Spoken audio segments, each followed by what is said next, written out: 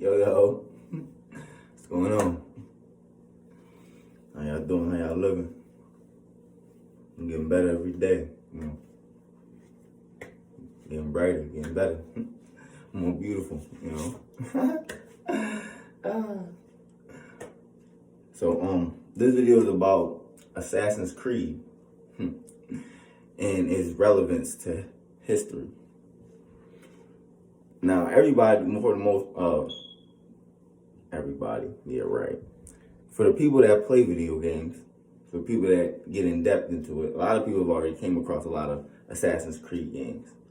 And for people that have played it, they understand that there's a lot of historical references and cultural accuracy that is in Assassin's Creed. Now, I just want to expound on how the collection of Assassin's Creed goes. Now, the first about 3 to 4 games is a person named Desmond Miles. In the video game, he's kidnapped by a company called Abstergo Industries. Now, Abstergo Industries is a technological group, and it's a conglomerate. They're a cabal, basically. They into all type of shit, food, manufacturing, technology, all that, whatever. And they're looking for artifacts called Pieces of Eden, right? And they kidnap people that are connected to this ancestral lineage of assassins, right? And you play as Desmond, and he you wake up in the lab, wherever the case may be, and you talking to this girl, and you get in tune with this girl, and she puts you on this electronic bench. It's a simulating bench that's used to put people with this ancestral lineage. They put them on this bench called an animus, and they plug them up into the animus, and basically the person is able to relive one of his ancestors' lives, depending on what location they're looking for mysteries and clues that'll get them closer to the pieces of Eden that they're looking for in modern time. So the game is set on, it's set in modern history, right? But there's people that are connected to this ancestral lineage, and there are pieces of Eden that are all over the world, supposedly, and they can, and the Abstergo Industries, who in historical times are connected to the Templar order, the Knights of Templar. Now, that's a very important group because that is a real group of people. Now, continuing on. If they can find the pieces of Eden, then they can control the world with these pieces of Eden. Now, the assassins, which is where the Assassin's Creed comes into play, they pledged an oath to protect the world and to protect the pieces of Eden from getting into the hands of Abstergo, or the Knights of Templar. You follow me?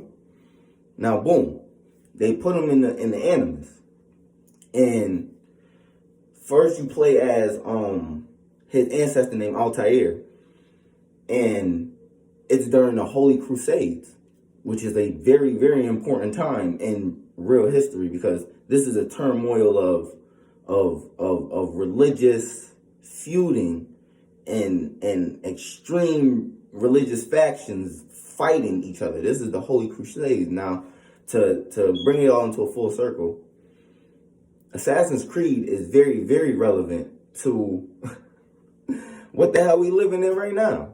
Truthfully, we play video games all the time, and a lot of us, we aren't idiots. Through the entertainment, we see the historical pieces that are thrown into the game to make the game more fun. You know what I mean? And a lot of us are aware of the realism, but don't really put the correlation between our reality and what we play together. Now, I want to go back into the Assassin's Creed understanding. Now, as Desmond, he comes across, as you play in the game, you come across these pieces in the video game, right? And in the video game, you come across this understanding that there were people called the ones who came before. Follow me? Now there's a celestial being named Juno that keeps getting in contact with Desmond, and she's trying to tell him, hey, you gotta protect her. You're the protector. It's your mission I'm giving you, I'm letting you know what's going on. The times is, the end of times is coming, you understand? And we need you to be in position for when it all go down. We need you to be able to protect these people. Now, according to the understanding in the video game, this celestial being was not supposed to do this. This celestial being went outside of the galactic order that because there's two other celestial beings that I think are like her sisters or something like that. And these celestial beings are like supposed to just watch over the world, you understand? But these pieces of Eden come from them, come from the ones who came before. So just to tie it all into real life, there's clear indications that there are, intelligent extraterrestrial life forces outside of our third dimensional view that, play a big part in the way that we live in the spiritual war that's going on this planet right now. You understand? They have everything to do with it. You understand? And, even in real world time, we find pieces of history that denote extraterrestrial life forces have been to this planet and are on this planet. So, it's nothing, it's nothing to,